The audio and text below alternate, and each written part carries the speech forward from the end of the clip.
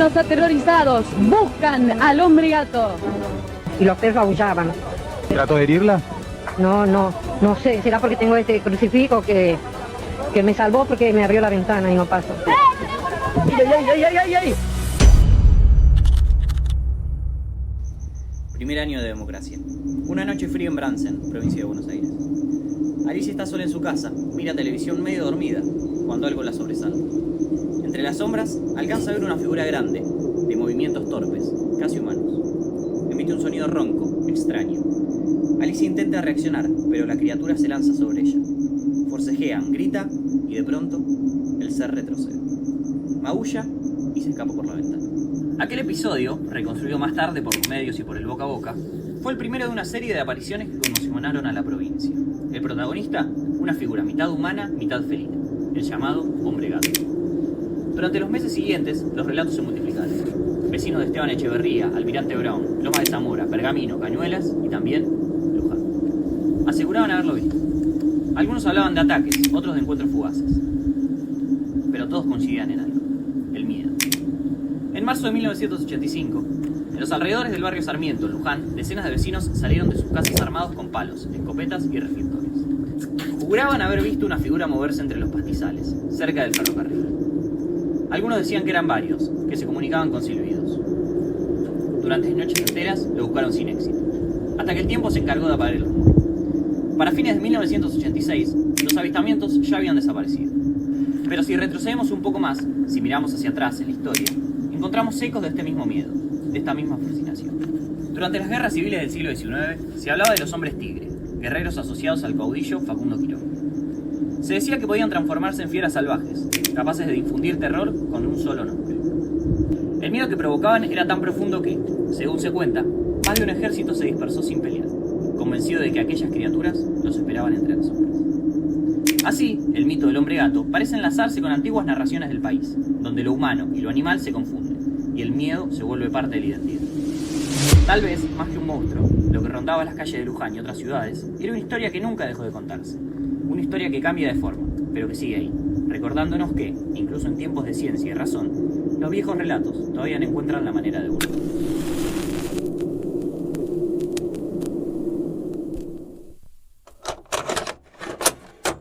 Hay un antropólogo muy conocido dentro del área de la antropología simbólica, digamos, que se llama Elíade, que tiene un libro que justamente se llama Mito y Realidad, ¿no? Un poco mostrando o tratando de pensar al mito como una realidad misma, ¿sí? Es decir, él lo que trata de hacer es no diferenciar como que fueran cosas diferentes, y tiene que ver un poco con romper con cierta lógica de la cultura occidental que planteaba una diferencia tajante entre mito y logos, ¿no? Una diferencia que desde los griegos ya existe, que es una tendencia a pensar que no hay, digamos, que hay una distancia grande entre el conocimiento científico y todo lo que puede ser creencias, saberes populares, sentimientos incluso, ¿no? Entonces, un poco lo que desde la antropología, o por lo menos desde algunas corrientes antropológicas, tratamos de pensar es ese vínculo que puede haber y cómo los mitos también son parte de una construcción de conocimiento. El Chancho Gente tuvo diversas temporadas. Hubo una época que salía el Chancho Gente, después dejó de salir, a veces salía por el lado del puente de alto nivel, el que va, viste, el puente de la Mitre, que va al Quinto, por ahí. Después salía por San Cayetano. Era, no sé, sería un tipo disfrazado, pero lo que decían era que tenía gilets en las manos. Entonces un chancho, ¿viste? Bueno, pero era el chancho gente, le decían así como. Y vos sabés que una vez veníamos de Buenos Aires con Inés, con Tristán, con Néstor, Roberto y yo, de un velorio de un tío. Y vos sabés que llegamos tarde y teníamos que ir a la casa de Robert, pero el colectivo no había a esa hora, teníamos que ir a pie. Y era justo que salía el chancho por ahí por San Cayetano, por el fondo ahí. Entonces nosotros teníamos miedo porque por más que fuera Roberto, Tristán era chico, tendría 14 años, qué sé yo, una cosa así, no me acuerdo, ponele, pero era un pibito, un pibe. Y Inés y yo me iba a dormir a la casa de Roberto porque ya era medio tarde y me iba a quedar allá. Y vos sabés que teníamos un julepe, para cómo era de oscuro ahí, no estaba bien iluminado en ese tiempo, te hablo del año, y esto sería en el 64, 65, por ahí, más o menos. Llegamos sanos y salvos, pero teníamos miedo. Y bueno, ya te digo, salía por temporada, a veces pasaban 2 o 3 años y después de repente, ay, por tal lado sale el chancho gente. Había otra cosa, porque hay un cuento, también salía por ahí por el Quinto, así que tened cuidado, Hay muchas personas que pensaron y trataron de pensar cuál es el significado de los mitos, cuál es su función, cuál es su sentido simbólico, y no hay una sola forma de pensarlo. Yo diría que para la gran mayoría de los antropólogos, los mitos son una forma de expresión, una forma más de construcción de conocimiento de los pueblos, tratando de entender qué sucede, tratando de buscar explicaciones, y que esas explicaciones, como dije anteriormente, no son siempre dentro del orden de la racionalidad occidental. Los mitos muchas veces incorporan algunas cuestiones sobrenaturales, ¿no? Algunos personajes que no son del terreno de la realidad, pero que de alguna forma, a partir de esos arquetipos, tratan de explicar algunos fenómenos reales que suceden, que padecen. Hay quienes hablan también de la función catártica del mito, casi como de manera psicoanalítica, ¿no? Como pensando que muchas veces los mitos tratan de canalizar ciertos miedos, ciertos temores, ciertas problemáticas que está viviendo una población en momentos determinados. Por eso también, al hablar de mitos, es interesante pensar en el carácter histórico de los mitos. Tal vez un mismo mito a lo largo de los años se va transformando, porque justamente también se van transformando las condiciones históricas, políticas, económicas de una sociedad, con lo cual los mitos también van cambiando al calor de esos cambios, ¿no? En algún momento impreciso de la segunda mitad del siglo XX, comenzó a circular una historia extraña, tan extraña que nadie pudo confirmar del todo si era real, pero todos parecían conocer a alguien que juraba haberlo visto. Decían que un hombre deambulaba por las noches vestido de chancho, pero no disfrazado. Llevaba literalmente la cabeza del animal, una cabeza real, engarzada sobre la suya. Las versiones coinciden en ciertos detalles. Aparecía por ciclos, cada 3 o 5 años, y recorría distintos puntos de la ciudad. A veces salía desde el puente de Doctor Muniz hacia el barrio El Quinto. Otras lo veían cruzar el puente de las Tropas rumbo al San Cayetano. A quienes lo vieron les resulta imposible decidir si estaban enfrente de un loco, un espectro o un símbolo de algo que no lograban nombrar. Con el tiempo, el chancho gente se volvió un personaje más del repertorio popular, ese espacio donde lo inverosímil y lo cotidiano conviven sin conflicto. Y aunque nadie supo explicar de dónde habían surgido, al rastrear su origen encontraron una pista curiosa. En 1957, Jorge Luis Borges y Margarita Guerrero publican el libro de los seres imaginarios. Entre centenares de criaturas mitológicas, Borges recupera una figura mencionada por el folclorista Félix Coluccio en su diccionario folclórico argentino, publicado en 1950. Allí se describe una aparición en el norte de Córdoba, una chancha encadenada que se presenta de noche y cuyo paso causa miedo y desconcierto. ¿Coincidencia? Tal vez no tanto. La difusión de aquella obra, su paso por las bibliotecas y por la radio, pudo haber sembrado en el imaginario local la idea de un ser híbrido, mitad humano, mitad animal, que luego el pueblo de Luján transformó en su propia versión, el chancho gente.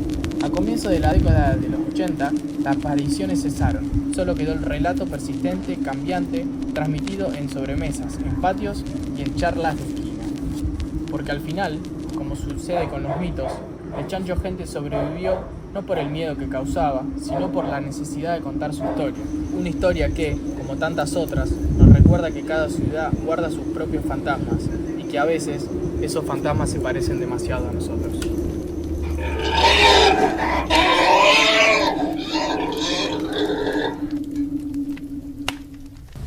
Cuando hablamos de mitos, solemos pensar en algo falso, en historias inventadas, cuentos para asustar chicos o llenar silencios.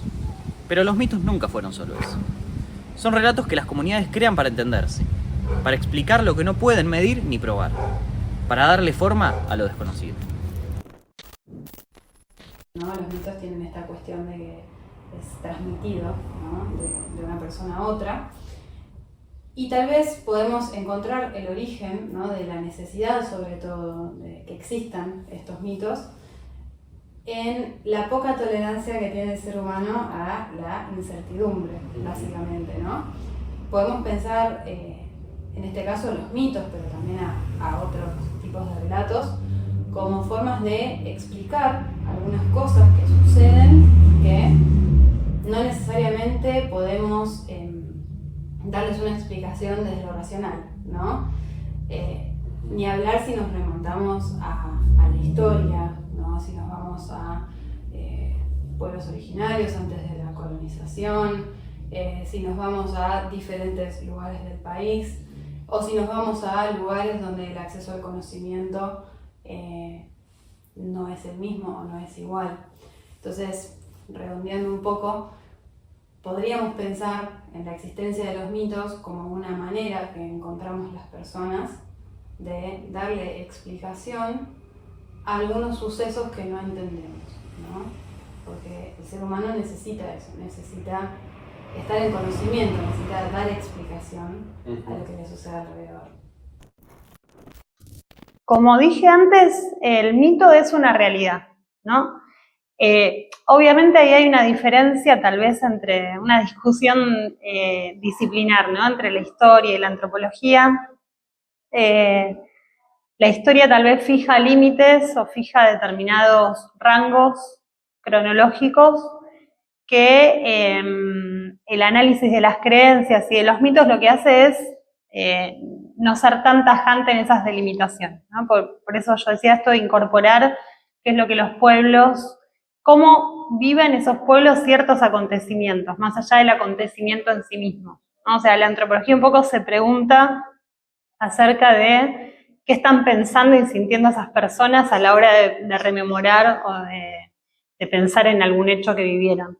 Entonces, haciendo esta distinción entre historia y antropología, así como la historia trabaja con fuentes históricas, sobre todo, fuentes escritas, en el caso de la antropología, la herramienta fundamental es la etnografía, ¿no? Que es un trabajo metodológico, pero también un posicionamiento que va más allá de lo metodológico, ¿no?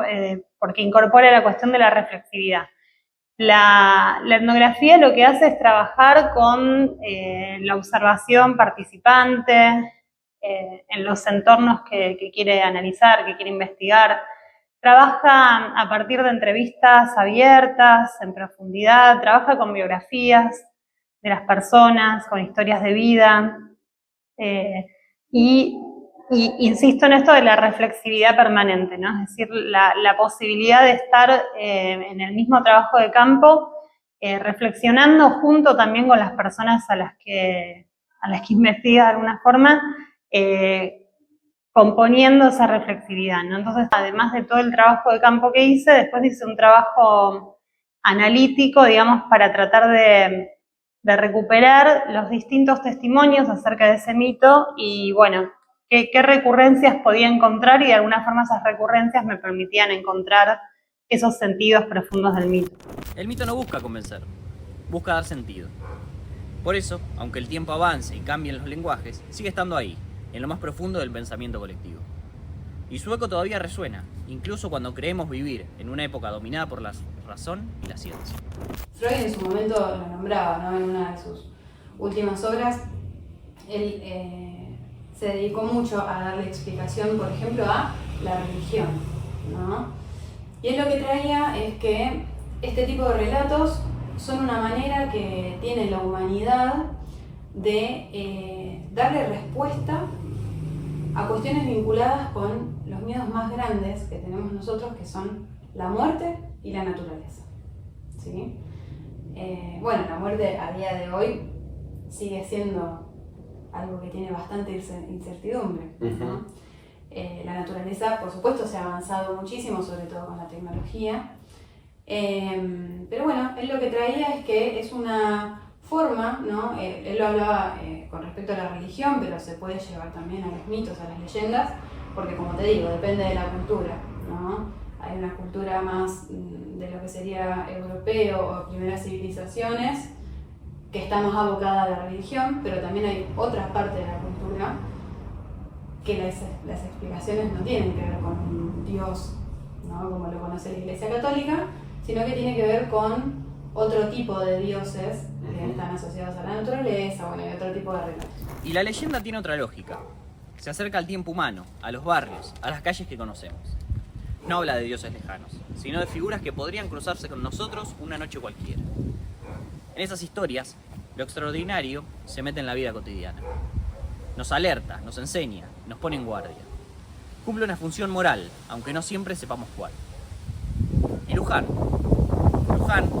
también tiene sus propias criaturas. Seres que aparecieron en momentos en que el país buscaba reencontrarse consigo mismo, cuando lo real y lo simbólico se mezclaban sin pedir permiso.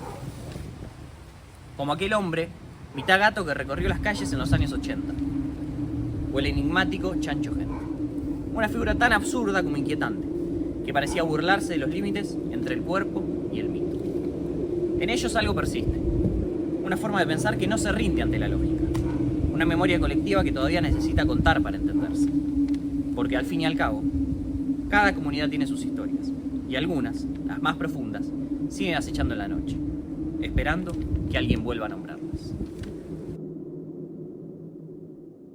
Claro, los mitos funcionan hasta que, digamos, se van pasando de generación en generación y cuando no tienen fuerza, bueno, sí, dejan de contarse. También hay algo de la realidad que vivimos hoy más del siglo XXI, diría yo, de las redes sociales, de lo digital, etcétera, que vamos perdiendo la oralidad. Y me parece que hay algo también de eso que se va perdiendo, digamos, de eso que nos contaban los mayores. Yo creo que eso puede ser que haga que se vaya perdiendo. Y después hay algo de la racionalidad, de pensar, bueno, estos son tonterías, no tiene sentido pensar en esto. Lo que habría que preguntarse en todo caso es por qué algunos siguen sobreviviendo y qué expresa esa supervivencia, esos mitos.